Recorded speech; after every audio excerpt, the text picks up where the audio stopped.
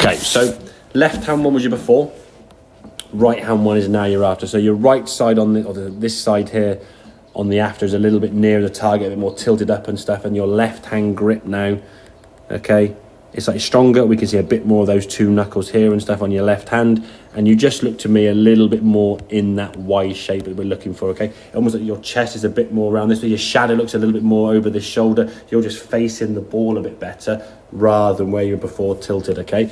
And the impact, as you'll see, and this is the biggest sort of notice on terms of impact, as you're coming down, again, hip turn, great, real nice, good hip turn there into backswing. As you're coming back to the golf ball here, there's your impact. You can see your hands now. That's basically the middle of your hands. And there's the ball being struck. Compared to this one here now. Ooh, Mr. Frame, come back. There you go. There's middle of your hands. And there's the ball being struck. Yeah. So your hands are covering your legs more. There's more weight on that left side, okay? You're moving to target more. This ankle is rolling, whereas he's not really moving much. Your right knee is kind of moving in. It's sort of, at this point now, you're getting in this, what we call this lowercase reverse K. Yeah, the left side of your body now is vertical. Your spine's tilting back. Your right side's kind of kicking in there with the knee.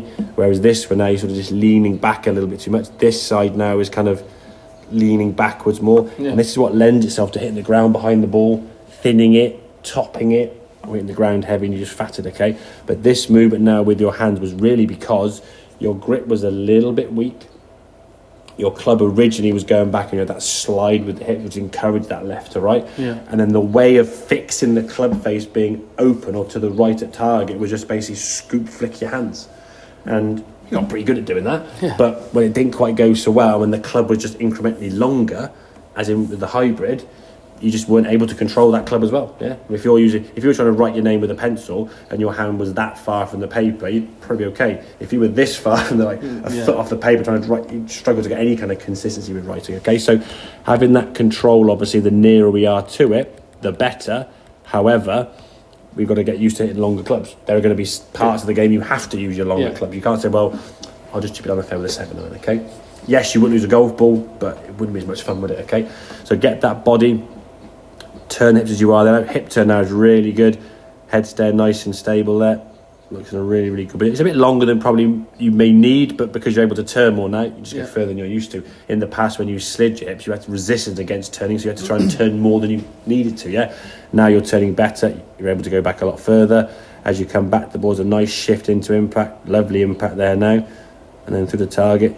Good balance finished, okay? I think in time when the arms relax a little bit more, rather than the club in there, it'll just sort of start swinging around your head. You can get round there when your arms, if I said, get your arms and just fold over your shoulder, you can do that, yeah? But if your arms are a bit tense, they're like, it just doesn't want to go across your chest. And sometimes the indication in your follow through kind of shows up with a little bit of tension if you've got like a slightly restricted follow through. I'm not saying it's a bad follow through by any stretch of imagination. For me, I like a lot of the things there. Knees come in there. Most of your weight goes on the foot, and the nearest thing to target is kind of your belt buckle there, okay? So you kind of extended nicely, you've rotated really well, and you look balanced as well, which is a good thing, okay? Yeah. The overall swing itself, if you actually look at the kind of the rhythm of the swing, okay? It's a nice kind of smooth back, and there's some good speed to the ball there, and there's no element of I'm going to wobble and fall over or whatever it may be. And the resulting shot was very, very good as we saw. So create that lowercase y. It's going to come from kind of setting up like this, creating that, okay? You'll see when your thumb then goes just a little bit off to the side of the grip. You can see your hands both look very similar, in terms of orientation. You got your left hand twisted this way with the forearm there, okay? So you're getting the arms hanging down a lot better, okay?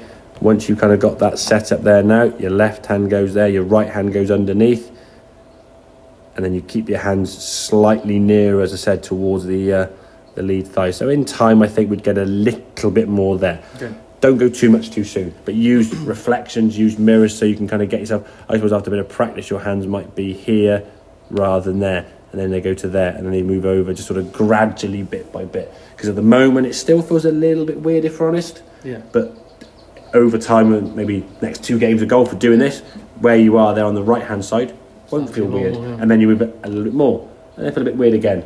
And then start feeling normal, and then a bit more. But again, we're only moving a small amount. The least we move at each time, the less variance in terms of shot you're going to get. Yeah. What we're trying to do is get in a position where we don't need to compensate, flick or scoop or all these things that we can kind of see here where your hands are behind the ball trying to scoop it, and it's just reacting to where the ball needs to go. Yeah. If you didn't do that movement there, now you're putting the ball 40 yards right, and you're intelligent enough to realise you don't want to go 40 yards right, so you'll do something. Okay.